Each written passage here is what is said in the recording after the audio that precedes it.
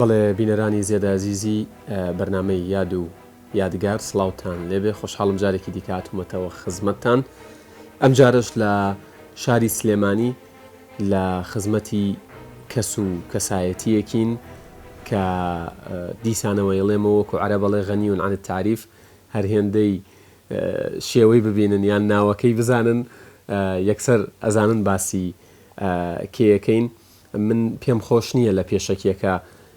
بیناسێنم میوانەکەشم دادوەر ڕزگار محەممەد ئەمینە کاک حاکم سڵاوتان لێوێ ئەم ماڵ ئاوەدانە کا لێرە میوانداریتان کردین ئێمە میوانی ئێوەین ئێوە میوانی ئێمەنین با لەو پرسیارەوە دەست پێ بکەم وتت یەکەم جارە بەبێ بۆین باخ بەشداریەکەی لە بەرنامە بەڵێ ماشەڵڵا هەمیشە تەڕپۆش و جلی جوان و بەردەوام زۆر گرنگی بەو لایەنادی لە چەندین مەجلیس و شوێنی جیاواز بینی ومە تەنسیقی جلەکانەوەمانە هەر هەمووی خۆتێکی کاک حاکم بەڵێ زۆربەی خۆتێکی بەڵێ زۆر باشە جەنابتان لە پاییژی قازی وایە تا حدێک ئەبێت جلی هەموو کەسێکی فەرمی بەڵام بەتایبەتی ئیشی قازی جلەکانیش فۆرم مهمە بۆ فۆرم و ناوەڕۆک لە نزیکیەک بن لەو ئیشی قازی ئەبێ تۆزێک جلوبەرگی شەر نێم بالەغە بکات لە مەسەلەی سیعر و ئەمانانە بەڵام لە خاوێنی و لەگەڵ تەنسیقا ئەو دوو شتە گرنگە بۆ قازی هەموو قازیەک ئەبێت جلەکانی گونجاو بێ لەگەڵ ئیشەکەیە باشە لە دەرەوەیش جلەکانیش خۆت اختیاریەکەی کاک حاکم بڵین مەبەستم خۆت ئەیکڕی بەڵێ باشە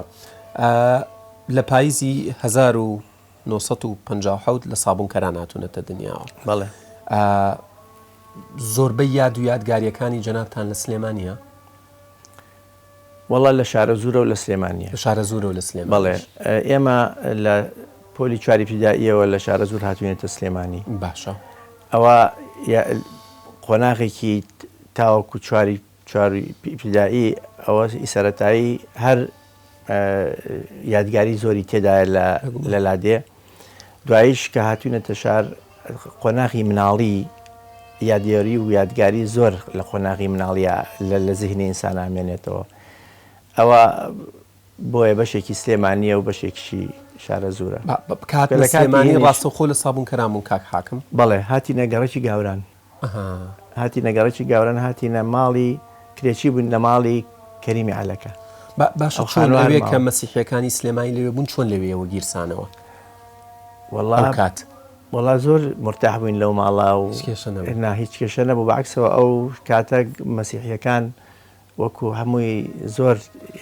ینی کێشە نەبوو جیاوازی نەبوو ماڵێکی مەسیحی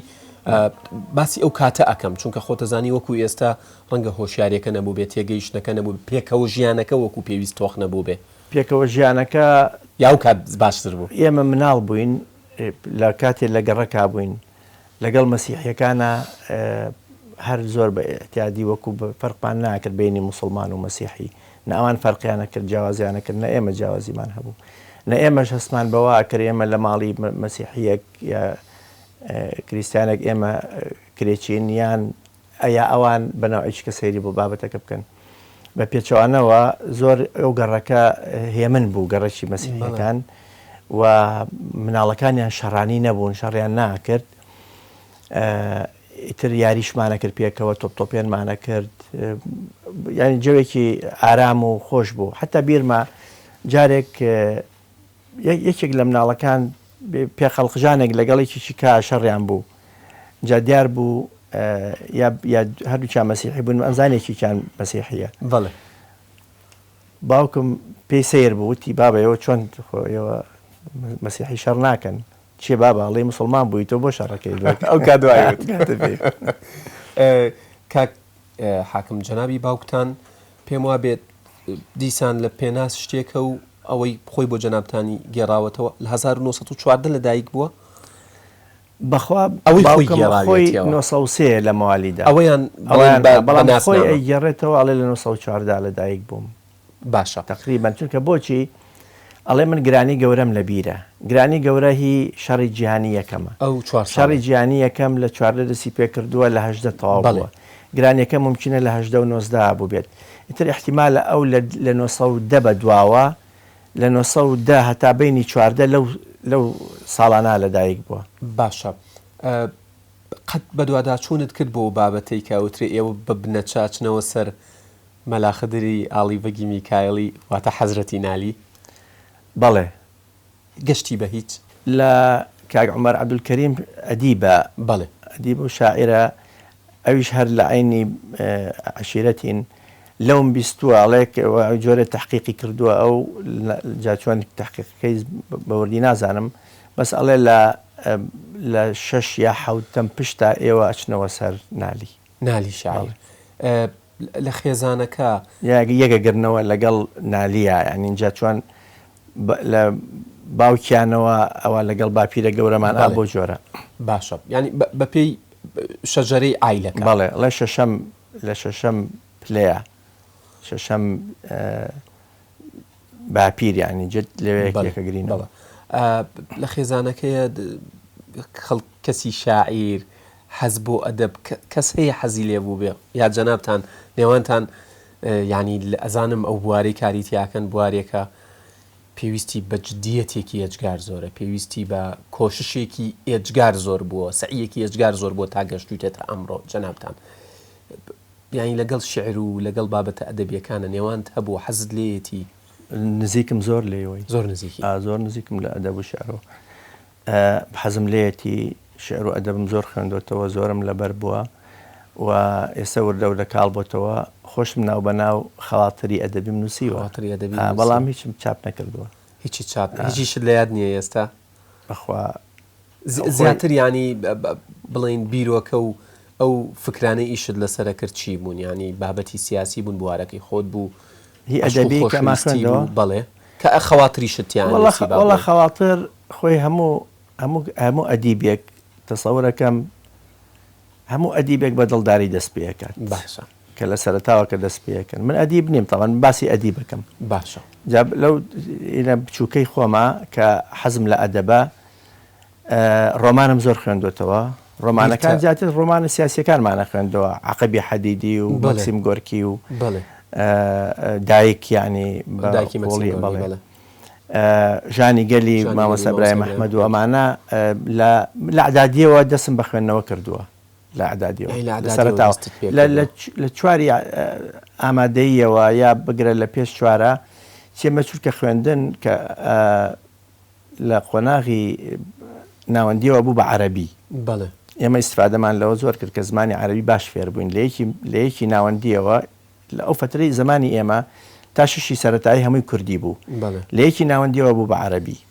کە بوو بە عەرەبی ئیتر ناچارە بووین هەم عەرەبی بخوێنەوە و هەم من ینی خوێندنەوەی دەرەکی و مطالعەی خارجیم زۆر بوو بۆیە کە مطالعەی خارجی مامۆستاکانیش زۆر هانیانە داین بۆ ئەوەی تۆ ئینشا بە قووەت بێت، ئینشا بەهێزە بێت، فکرت بەهێز بێت و عەرەبیەکەشی ناچار بووی کە فێر ببیت. بۆیە بەڵێ ئەو یا الشەیخ والبەحر مەسەلەن ئەوانەی کە بیرمە بەڵێ ئیتر شعری نزار قەبانی بە زۆری خوێنومەتەوە پێم وابێ لێرەش ئەعمال کامیلەکەی لێرە هەیە. بەڵێ لێتی شعری ئەوە شعری نالی دیوانی نالی زۆر شعری نالی زۆرە خوێنمەوە. خەلیل جوبران نێوان جوبرانم هەیە بەڵێ ئەوشم هەیە جوبران ئێستاش لە لام هەیە لە ئەوە تاوای نەکەشی مەڵواسی ئەنەبی پەیامبەر و هەر وێنەیەکی ئەو مەڵواسیوە جوبران بە تایبەتی قسەیەکی هەیە کە زیاد لەسەر ئەم وڵاتی خۆمانە گونجێت ئەوەی کە باسیەکە ئەڵێ وەیلون لأمة ئەوەی کە کەمتر ئینتاجەکە لەوەی کە ئەیخوا و یعنی زۆر یا ئەڵێ دین و مەزاهب و ئەدیان و ئەمانەی تایە و تەوائفی تایە و بەس دینیشی تیان نییە. کۆمەڵە قسەی جوانەکە لەوێ لە لوبنان کڕیم. جا ئەدەب بۆ بەتایبەتی بۆ قازی من لەو ماوەی لە بەغدا ئەدیبەکانی یەکێک لە مەرکەزی ئەعلامیەکان سیمینارێکیان بۆ ڕێخستم پەیوەندی لە بینی دادوا و دادوەری و ئەدەب ئەوان پێیان رابوو پەیوەندی نێوتم ناکا کە زۆر پەیوەندی هەیە. اینجا سیمینارێک مابەست لەگەڵ نەقیبی پارێزەرانی بەغدا باسی ئەوم کرد کە چۆن پەیوەندیێکی تونند و تۆڵ و قوڵ هەیە لە بینی ئەدەب و لە بینی دادوەری و قەزا محاکم بوارەکەی جەنابتە جارێ هەموو کێشەیەک هەموو داوایەکی جەزایی بە تایبەتی هەمووی بۆ خۆی چیرۆکێکە بۆ خۆی ڕۆمانێکە پڕە لە ئەمە ئەم چیرۆکە گەرمەوەکو قازی سەیرەکەیدەوە جایە فڵان کەس تاوانێکی کرد و قانون دیاری کردووە ئەڵێ ئەمە سزای ئەم تاوانە ئەوەیە بەڵام کە ڕۆچیتە ناو تاوانەکەەوە کۆمەڵێشتی تر لە پشتەوەیەتی کە پەیوەندی هەیە بە زانستی کۆمەڵناسیەوە بە زانستی دەرونیەوە بە زانستی پزیشکیەوە بە زانستی دەرونی جینائیەوە علمی نەفسی جینایی ئەمە و بەشێکی پەیوەندی هەیە بە سراعەوە سراعی تەبەقیە سراعی ئاگاسا کریستیە کە زیاتر چیرۆکی تاوانە یاسانی دەرەکە یان جەریمە و عقابی دیستۆفسکی ئەگەر تەماشاکەیت باس لە کێشەکانی کۆمەڵەکە لە ناو ڕۆمانێکە هەمووی تیاک جێ کردوێتەوە اینجا باسی عەدالەتی شەکات اینجا باسیەوە کە بزانێ ئەم حاکمە کە ئێستا کە لە کەیسێکا بڕیار دەرەکات ئەگەر ئاگای لێ نەبێت ئاگای لە ژیانی کۆمەڵایەتی و لە ژیانی پێشینەی مێژووی ئەو ئایلە و مێژووی ئەو کەسەوە ئەمانە قەت ناتوانێت بڕیارەکانی دادوەرانە لێرە لەم ماڵە ئاوادانە وردە هەڵەسی نەچین پیاسەیەکی سلێمانیەکەی نەچین بۆ لای ماڵی کەریمی عەلەکە و یادەوەریەکانی مناڵی لەوێش باسیەوەکەین کە جەنابتان جەنابی باوکتان شارە زووری بووە و جەنابی دایکیشتان کۆیی بووە لەوێەوە چینە سەر کاریگەری باوک کاریگەری دایک ئەگەر ڕخسەتەیە با بجوڵی هەر بژین.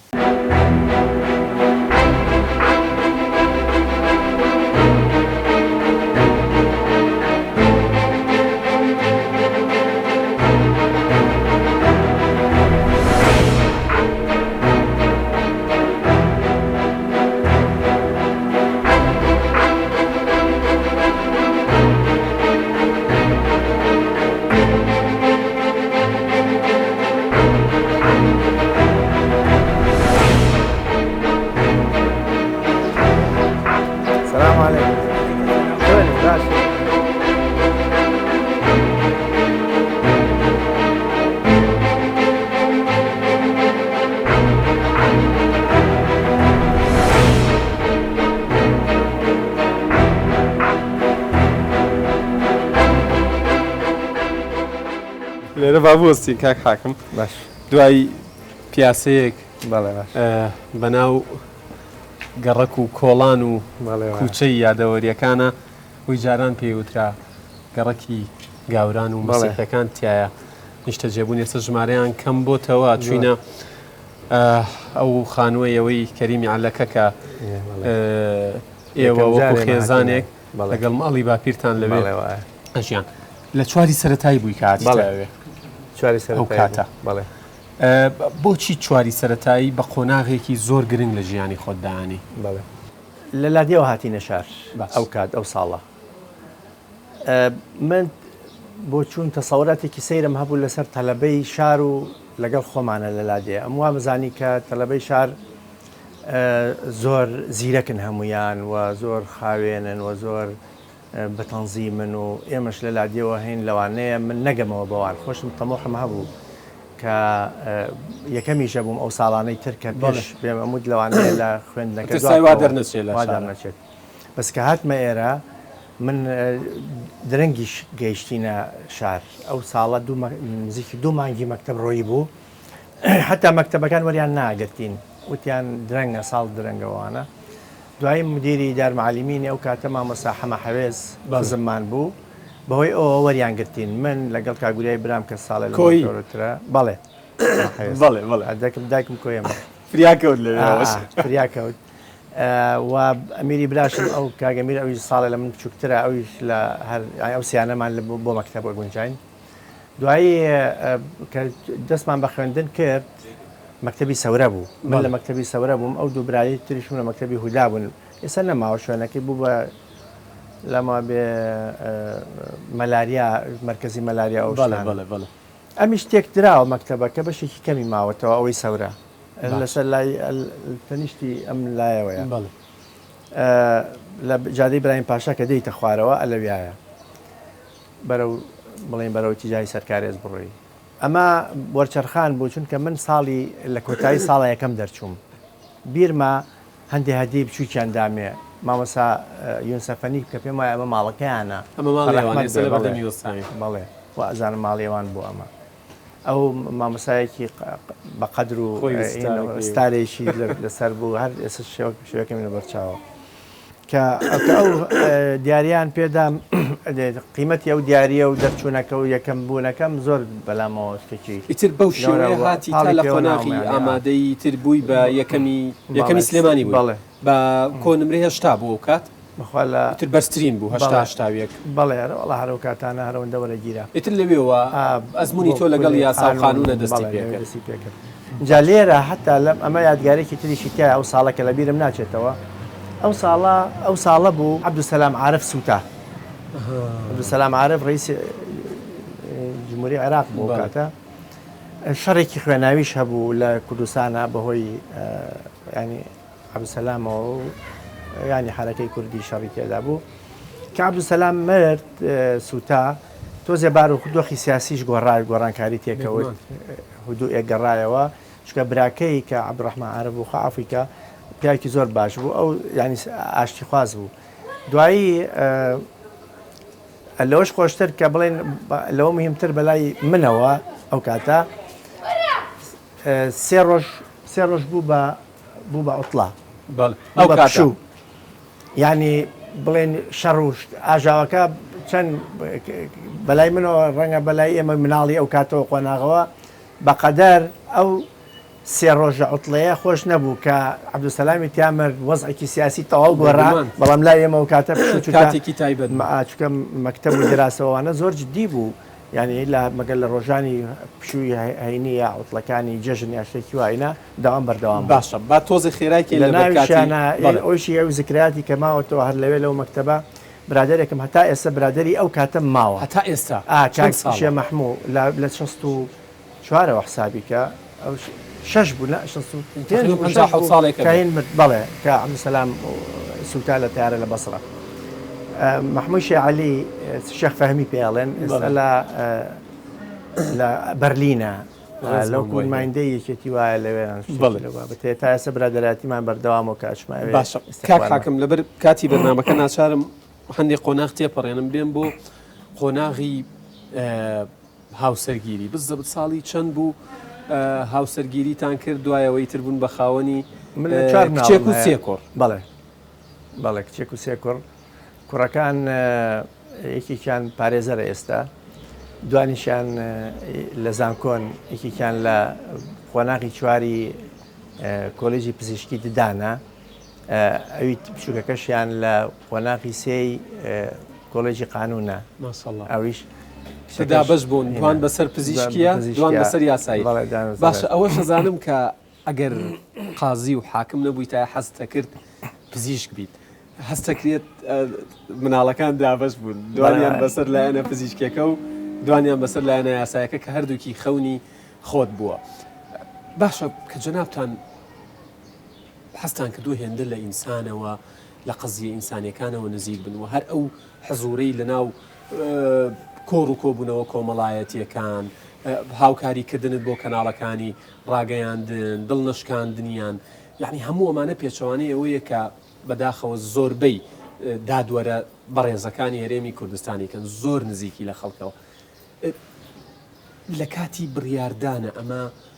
کاریگەریت لەسەردانانێ کە تۆ هێندە ئینسان دۆستی هێندە ئینسان خۆشەوێت ئەگەر قازی نەبوویتە حەستە کرد پزیشک بوویتە کاردووکی زۆر خزمەتی مرۆڤ و مرۆڤایەتیەکە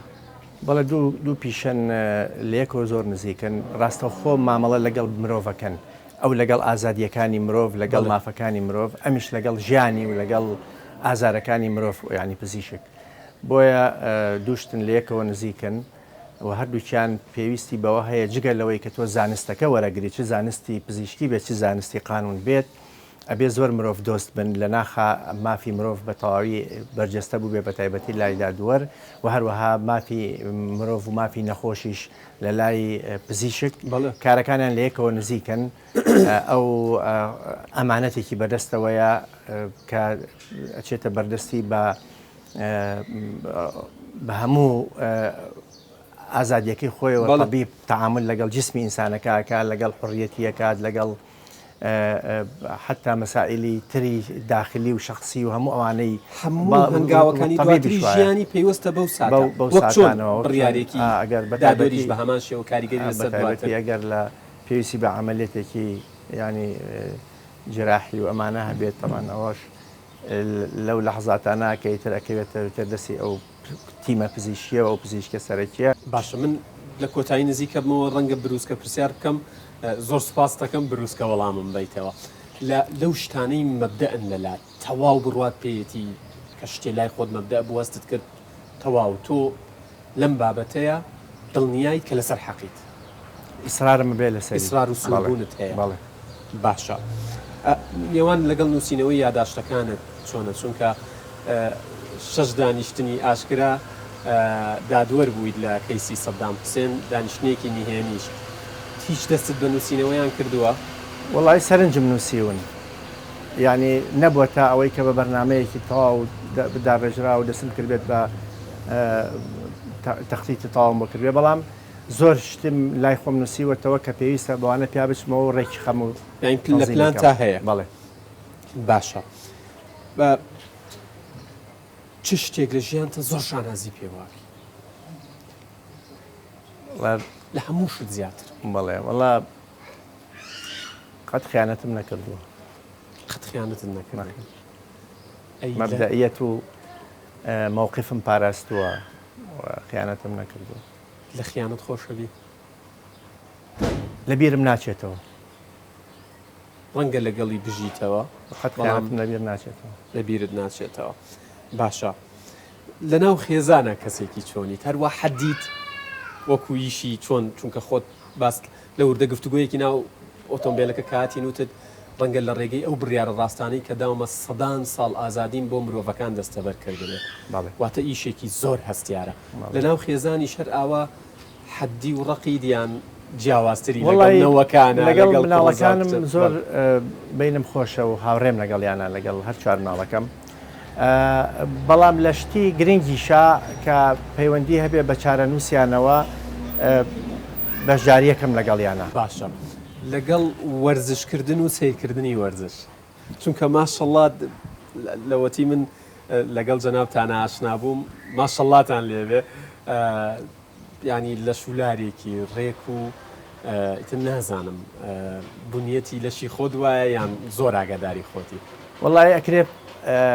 بەشێکی فەزڵەکەی بۆ دایکم بگەڕێتەوە چکە دایکم هەین بوو ئاوا هەروە بۆ شێوە بوو باوکیشم هەر زۆر قەڵەو نەبوو ینی باوکم جسمی پڕ بوو بەڵام قەڵەو نەبوو ڕەنگە ئەوە دەوری هەبێت لە ویراسات خۆشم لە خواردنە ئاگام لە خۆمە وەلەو ڕازە بەخوا وەرزش ناکەم زۆر ناکەیت بەڵام ڕۆشتن وەرزش بەس ساڵەکانی ئەوەی کە ئۆلۆمپیات کۆتاییەکان یاریەکانی کۆتایی یاری پێش کۆتایی و یاری کۆتایی ئەوە سەیرە حەز بکەی بیباتەوە نا کێ جوانیاری بکە حەزەکەمەوە بەلامەوە گرنگە زۆر باش جەنابی حاکم باسیەوەت کرد کە حەزت لە ئەدەب و ئەدەبیاتە و ئەخوێنیتەوە و زۆری شت خوێندۆتەوە بەنسبەت گۆرانی و هوەر و میوزیکەوە دیسان ئاگادارم بۆی هەر پێشکەوم